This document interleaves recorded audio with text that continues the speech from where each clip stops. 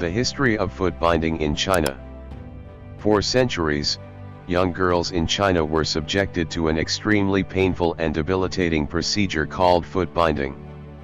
Their feet were bound tightly with cloth strips, with the toes bent down under the sole of the foot, and the foot tied front to back so that they grew into an exaggerated high curve. The ideal adult female foot would be only 3 to 4 inches in length. These tiny, deformed feet were known as lotus feet.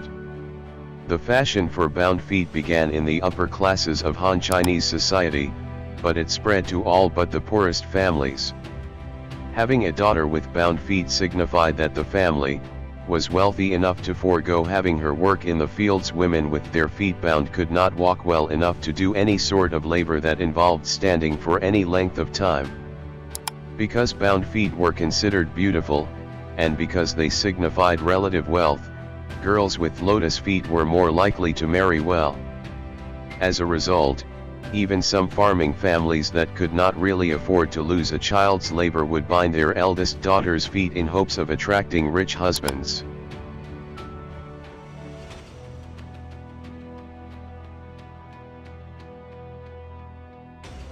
Origins of foot binding.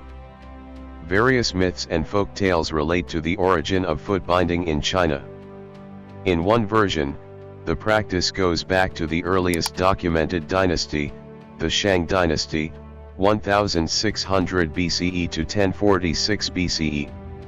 Supposedly, the corrupt last emperor of the Shang, King Zhou, had a favorite concubine named Daji who was born with clubfoot.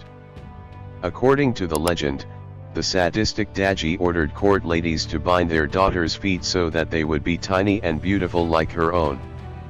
Since Daji was later discredited and executed, and the Shang dynasty soon fell, it seems unlikely that her practices would have survived her by 3,000 years. A somewhat more plausible story states that the Emperor Liu, reigned 961 to 976 CE, of the southern Tang dynasty had a concubine named Yao Niang who performed a lotus dance, similar to endpoint ballet. She bound her feet into a crescent shape with strips of white silk before dancing, and her grace inspired other courtesans and upper-class women to follow suit. Soon, girls of 6 to 8 years had their feet bound into permanent crescents.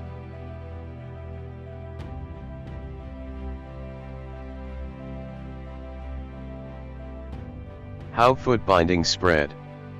During the Song dynasty, 960 to 1279, foot binding became an established custom and spread throughout eastern China. Soon, every ethnic Han Chinese woman of any social standing was expected to have lotus feet. Beautifully embroidered and jeweled shoes for bound feet became popular, and men sometimes drank wine from women's footwear. When the Mongols overthrew the Song and established the Yuan dynasty in 1279, they adopted many Chinese traditions but not foot binding. The far more politically influential and independent Mongol women were completely uninterested in permanently disabling their daughters to conform with Chinese standards of beauty. Thus, women's feet became an instant marker of ethnic identity, differentiating Han Chinese from Mongol women. The same would be true when the ethnic Manchus conquered Ming China in 1644 and established the Qing dynasty, 1644 to 1912. Manchu women were legally barred from binding their feet. Yet the tradition continued strong among their Han subjects.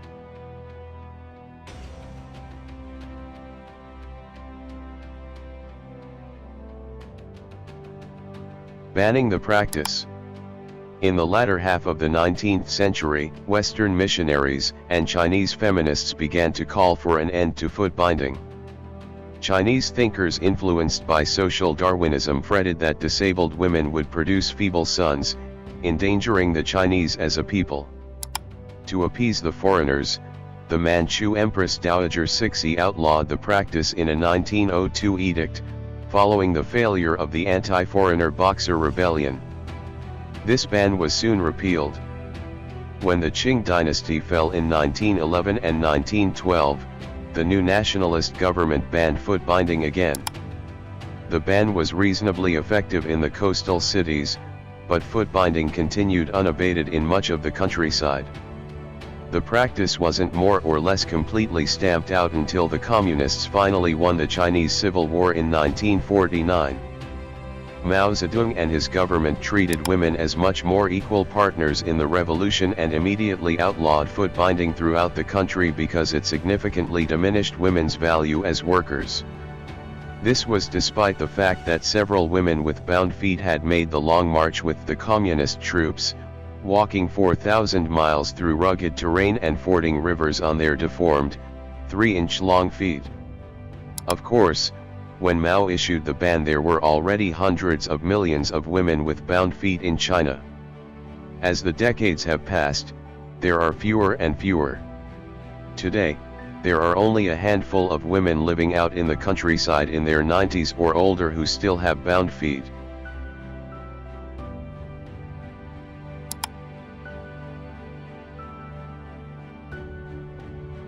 If you like this video, don't forget to like, subscribe and click the notification bell, so you will always be updated on our next video.